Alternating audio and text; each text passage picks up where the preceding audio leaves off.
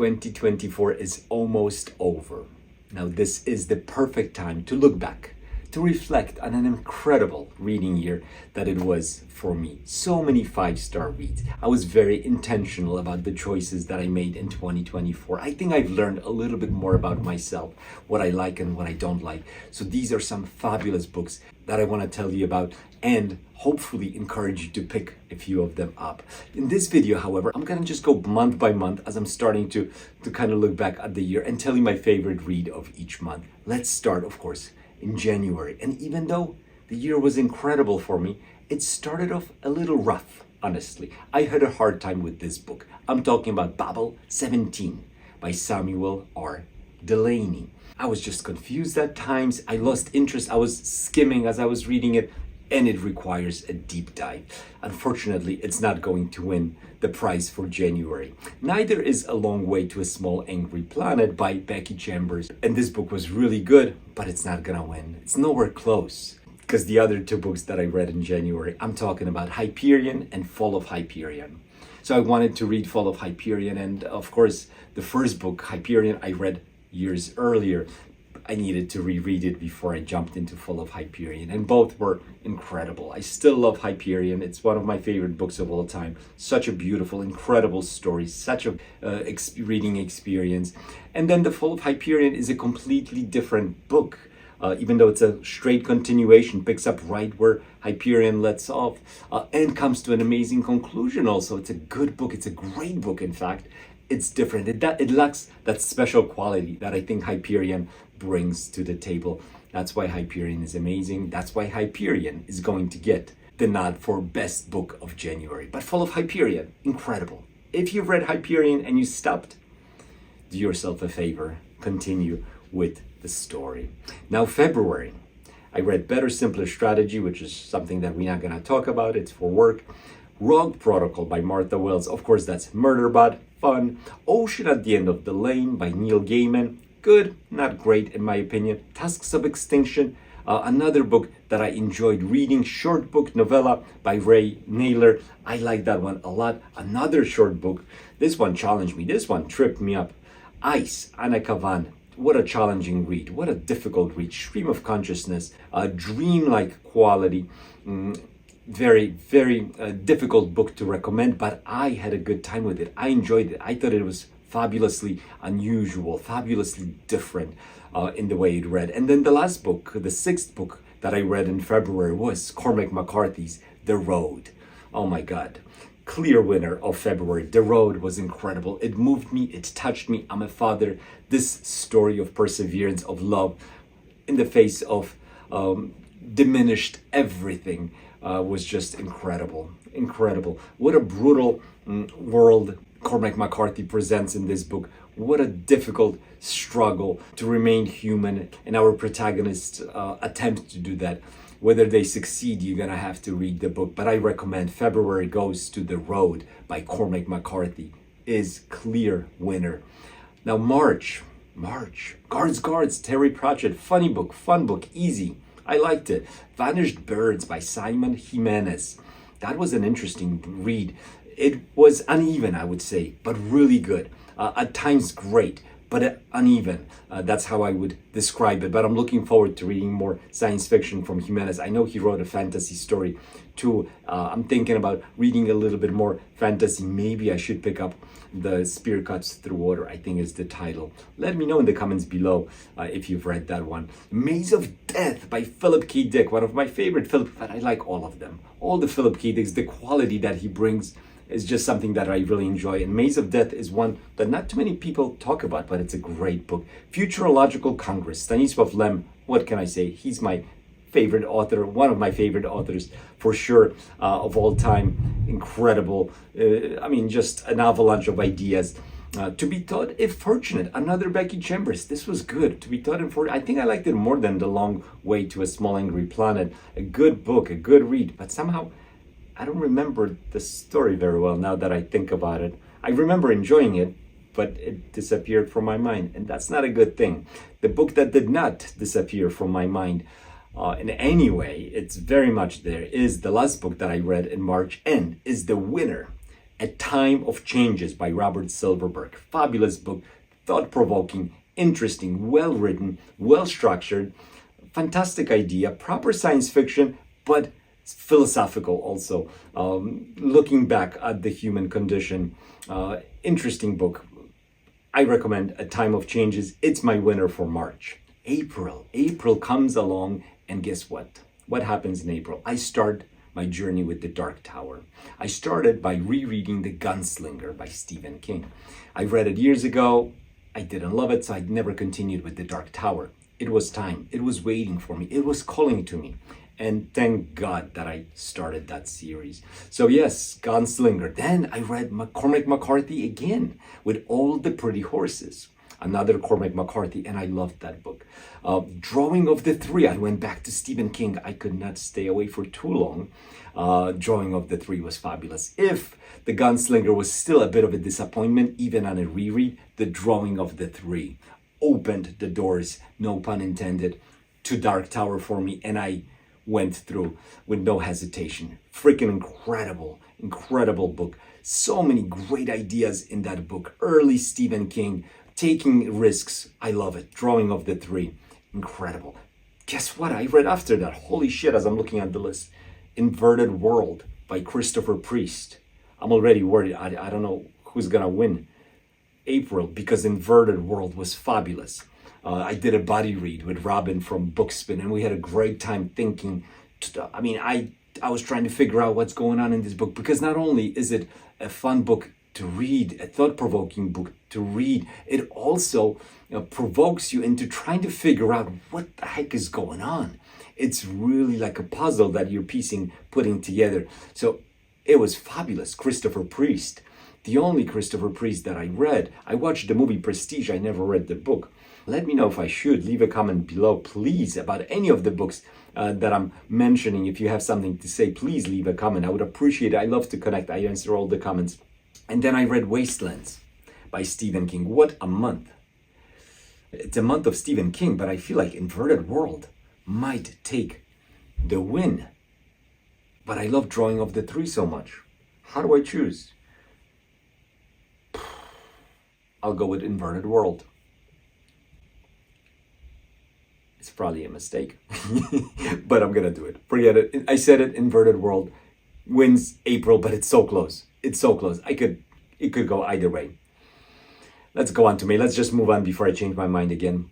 May. The word for world is forest by the lovely, the incredible Ursula K. Le Guin. What an author. Wizard and Glass by Stephen King. Holy shit. Okay, we know who's. And then The Wall. I'm not even gonna talk about that one. Wizard and Glass is going to win, clearly. Wizard and Glass is probably my favorite book in the Dark Tower. No, it is my favorite book. Actually, no, I just did a video and the last book won, but it's so close. Again, on a given day, I could flip them. Wizard and Glass, book 4 in the Dark Tower. Incredible book. The progression of the plot slows down a little bit as our protagonist in the Dark Tower, Roland, gives us a backstory, and it's so beautiful, so well written. Action and ideas and love and loss, everything's in that book. Oh my God, Wizard and Glass wins May, of course. Of course it does. Let's move on to June. Only 3 books in June, I guess. Way Station by Clifford Seamak, Clara and the Sun by Kazuo Ishiguro. It's been a little bit of a Kazuo Ishiguro year this year for me. And then the last book in June, The Invincible by Stanisław Lem. The Invincible is a great story. In The Invincible, Stanisław Lem introduces an idea of evolution of dead things, of artificial beings. I think he coined the term necroevolution, and the story is really good. But I'll just make it easy. Way Station was okay, but I've heard so many good things about it that I was underwhelmed by Way Station. It did not blow my mind in any way, and even though it wasn't a huge book, I was a little bit bored. Honestly, I don't know, maybe it was an off reading week for me when I was reading it, but I didn't love it. Clara and the Sun, however, is the winner. I have to give it to Kazuo Ishiguro with Clara and the Sun, even though Invincible is, in my opinion, a great story. But Kazuo Ishiguro with Clara and the Sun, fabulous. That's one book that I keep thinking about, and that is certainly, in my opinion, a mark of an amazing book when you just can't stop thinking about it. And I benefited on this one by having a buddy read here with Robin again and Jonathan from Words in Time. We did a video, I think, on Jonathan's channel, which was amazing, talking about this book and our experiences with it. We had a good time discussing it. Just fabulous, fabulous. I really connected with our main protagonist, an artificial friend, Clara. Just a lovely book, has this weird quality to it. It's definitely science fiction, but also feels like a fairy tale a little bit, feels grounded. I don't know, just an unusual book that just stayed with me. And its estimation of it has risen as time has passed, for sure. So June, Clara and the Sun. Let's move on to July. Another Ishiguro. We're starting off with another Ishiguro, Never Let Me Go, probably his most famous novel. Then Salem's Lot by Stephen King. So Salem's Lot, for those who may not know, is a standalone, obviously, but it's also kind of a part of Dark Tower. And you should read it between book 4 and book 5 in the Dark Tower series. Insert Salem's Lot right there and you'll be set. Good book, fun book, a horror, scary at times, great mood. And of course, if you fall in love with the Dark Tower, it just becomes part of the experience. So yeah, I loved it. Then Alistair Reynolds' Revelation Space. Alistair Reynolds' House of Suns is one of my favorite books of all time. Revelation Space was good. The Bluest Eye by Toni Morrison. What am I gonna do? July, what are you doing to me? Toni Morrison, Beloved, is probably my favorite non-science fiction book of all time. Just such a gut punch, such a powerful, difficult book to read, to process, to think about. And The Bluest Eye, no exception. So difficult. There are things that happen in The Bluest Eye that I wouldn't talk about it, not to spoil it for someone, but if I wanted to, I still couldn't talk about it. Just difficult things to imagine as you're reading it. And she definitely writes so that these images are vivid. And there were scenes here that, for me as a father of girls, was just like I had a very hard time reading them. I can't even talk about them. Anyway, Sunset Limited, another book that I read in July. Cormac McCarthy, another McCarthy. It was like a year of great authors, honestly. Sunset Limited is like a play, a dramatic novel or something, whatever they call it. Really good, nihilistic, dark, gritty. What a month. I mean, come on. Never Let Me Go, Salem's Lot, Revelation Space, Bluest Eye, Sunset Limited. I'll give it to The Bluest Eye. Toni Morrison deserves it. Let's just go with that. And I don't want to talk about Bluest Eye again. I don't want to really think about the book, but it was a powerful read. August. Let's get into August. It's a very short month. After the last one, I think I needed a break after Bluest Eye, which is super dark, and then Sunset Limited, which in some ways at its core is even darker with its nihilistic philosophy. I needed a month off. Summertime. I only read 2 books in August. Wolves of the Kala by Stephen King, book 5 in the Dark Tower. Mercy of Gods. Clear winner here is Stephen King with The Wolves of the Kala, which is nowhere near my favorite book in the Dark Tower, but it's gonna take this light August easily because Mercy of Gods was okay. It was just okay. It didn't blow me away. I did not connect with anyone, any of the protagonists in that story. The story felt like something that I've seen before. I'm going to tell you about a book that I read later on that I liked a lot more, that feels somewhat similar, but was done much better than Mercy of Gods. I got to get a sip of water. Hang on. Talking about books is hard work. September to remember? We'll find out. Consider Fleabag. Starts off really good. Consider Fleabag was my introduction to the culture. Ian M. Banks. Like I'm telling you, I had so many amazing authors this year. Consider Fleabag, book 1. Fun. Excellent. Different look at the culture. Fantastic. I loved it. Remains of the Day. I forgot about Remains of the Day by Kazuo Ishiguro. Oh my goodness, that was an amazing read. Such a thought-provoking read. Remains of the Day. I mean, we're sinking deep into a psyche of a butler, an aging butler, an aging man who's realizing slowly, we realize it before he does even, it's a first person narrative, that he may have wasted his life. The things that he did, the things that he didn't do, the dignity that he thought he was upholding turned out to perhaps cause him to lose out on the real meaning of life. And this book explores that beautifully. Holy shit.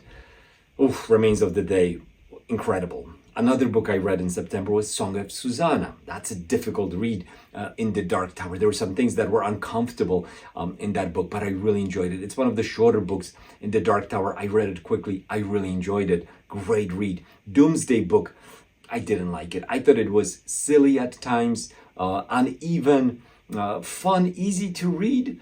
Time travel, I like time travel. I thought I would love this. But not everything worked for me. I thought it wasn't good. Just not for me. So at least one I can forget about, and I think it's really between Consider Fleabas and Remains of the Day, but there is no comparison. Consider Fleabas was great, fun, amazing book, really well written, great introduction to the culture. I got sucked in right away. I couldn't wait to read the next culture novel. And of course, I read the next one in October.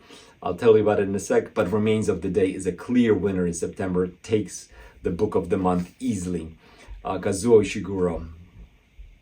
I can't wait for him to. I hope he's writing something.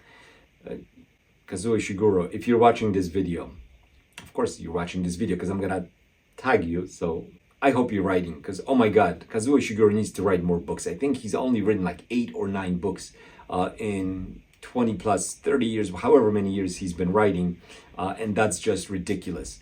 We need more from you, sir. October, Player of Games. Like I told you, I went right into the culture. Player of Games, fantastic book. I really had a good time with it. Small Things Like These by Claire Keegan, another discovery author for me this year. Fan-freaking-tastic. Claire Keegan. Then we're going back to Kazuo Ishiguro with The Buried Giant. It's a fantasy. Really good too. I recommend for those. I think a lot of people in the fantasy community are omitting The Buried Giant. It's not a typical fantasy by any means. It's different. There's some magical realism there, some allegory. It's different. It's challenging. Every single Ishiguro book is different. And it's just, that's an incredible thing about it. Another book I read in October was Foster, again by Claire Keegan. I loved Small Things Like These so much, I picked up Foster right away, read it in a day. Blew my mind. What a beautiful book. What a beautiful book. And then the last book I read in October was The Dispossessed by Ursula K. Le Guin. Another one of my favorite all-time authors, favorite science fiction authors, for sure. So what a difficult choice I have in October. Oh my God, I didn't realize I read so many great books. Player of Games, Small Things Like These, Buried Giant, Foster, The Dispossessed. I'll give it to Claire Keegan because she was really a revelation for me. Ursula K. Le Guin, I've been reading her. Left Hand of Darkness, fabulous. I love a lot of the books that Ursula K. Le Guin, The Late of Heaven, fantastic. But Claire Keegan, an Irish author, a discovery for me, although she's, all over the place right now. I'm not saying I discovered her, but she's a discovery for me. And Foster was such a sweet story, but also difficult. It's about a young girl who's been neglected, maybe abused, but definitely neglected. And this story really shows how little it takes to help a child, to lift a child up, to go from a quiet girl to someone who opens up. Such a beautiful story and so simple. The simplicity of writing and storytelling that Claire Keegan possesses is second to none, both in Foster and in Small Things Like These.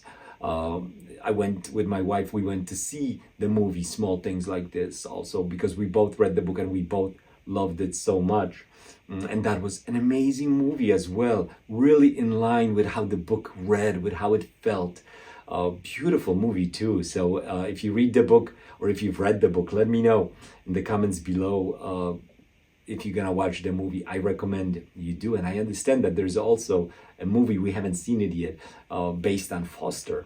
I think it's not called Foster, it's called maybe Quiet Girl. think that's where I got that connotation. So anyway, October was a great month. It was my birthday, my 50th birthday. So Foster gets the nod for the month of October. Best book on my 50th birthday. It's not a science fiction book. Oh, okay, that's fine. That's fine. I love science fiction. Probably 85% of the books I read are science fiction.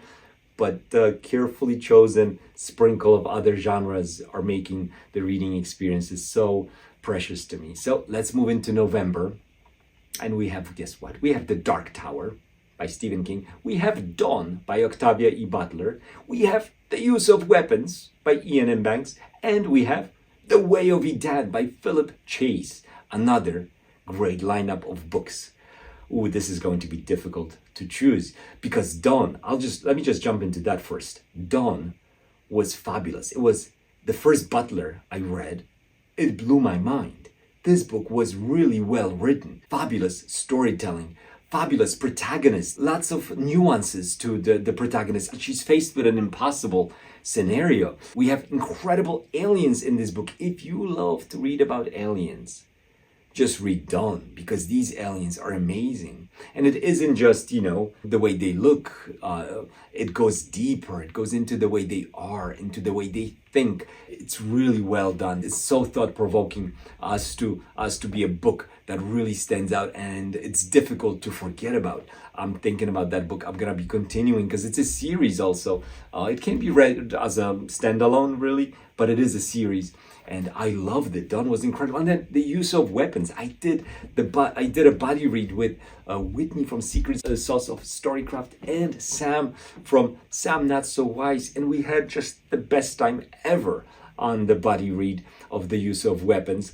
We were talking all the time about this book. We shot a video, which I'll link down below. You should check it out if you haven't seen it. It's a video where we talk about The Use of Weapons. We do a non-spoiler and then spoiler section. And the video that we did not only talks about that book, but it's also first video in what hopefully will be a series of videos titled this series, Why Sci-Fi? And we had a great time talking about various things sci-fi book related. So hopefully you'll check out that video. It'll be down below. So, oh my gosh. And The Way of Idan was a listening audio experience. The only book I listened on Audible to, and I really enjoyed the listening experience. It was a good book. It started off really good for me. Then it lost me for a bit, unfortunately. And then the ending kind of brought things together pretty well for me. So I really enjoyed The Way of Idan by Philip Chase. But it's not going to win in November because the other books are just incredible. I mean, how do I choose between Use of Weapons, Dawn, and The Dark Tower? There's no easy. I mean, it could be my top 3. Well, no, but all of these could be in top 5, and I have to choose one. It's difficult, but I have to give it to The Dark Tower. It's the last book in the Dark Tower series, and this series has become my favorite series of all time. So if one book deserves to win, it's got to be The Dark Tower because it really affected me. I loved the ending. I loved how things got wrapped up. Not easy to do what Stephen King did with the Dark Tower series. It's not a perfect series. Not everyone's going to feel the way I do about it, and that's fine.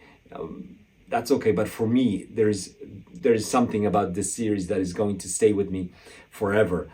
So even though Use of Weapons was fantastic and fun to read and challenging and thought-provoking due to the structure, we have alternating chapters with one thread going backwards in time, another one forwards until they meet. Dawn, like I said, was fabulous, but The Dark Tower is the winner of November. The best book I read in November is The Dark Tower, the last book 7 in the series. And now December. Too early to say who's going to win December, of course. I'm still reading. All the Sinners Bleed was a great mystery, kind of crime noir, great book. We have The First Black Sheriff in a Southern Town. Whew, it was great. I love to read at least one book of this type per year, and this was a good one. Last year I read 5 Decembers by Castro, also a great read. So I'm very happy with my choices there. And now I'm reading Endymion. Book 3, I guess, in the contest, in the Hyperion contest. And so far, I'm about not quite halfway through it. It's really good. Although there is something about it that has me uneasy. There's this, anyway, I don't want to get into it. I'll talk about it maybe when I get to the end. This is going to be my book 49. I'm gonna read a couple more, so I'm gonna read 50 plus books this year. So a fabulous reading year for me. Let me know how many books you've read. Let me know your favorite books in the comments down below. Let me know what you think about the choices I've made. It really was a fabulous reading year for me. Last year I read a few more books because I think I read 64 books, but there were certainly more books that were misses in this year. I mean, there were a couple of books that did not work for me, but literally couple, 2-3 books out of 50. Incredible. All the other ones were fantastic. So yeah, I'm loving Booktube. I'm loving the community. I'm loving the reading experiences that I'm having. I'm loving to connect with you in this way, through video, through Booktube. This is a lot of fun. I'm really looking forward to next year. And please look out for my kind of video where I'm gonna wrap up my favorite books of 2025. This is kind of a preview, month by month. I'm gonna have to make some very difficult choices as I narrow it down to like a top 10. I'm gonna be crying. People are gonna be angry. There's gonna be really bad comments. I know it. It's gonna be a shit show, but I'm looking forward to it. Thanks for watching.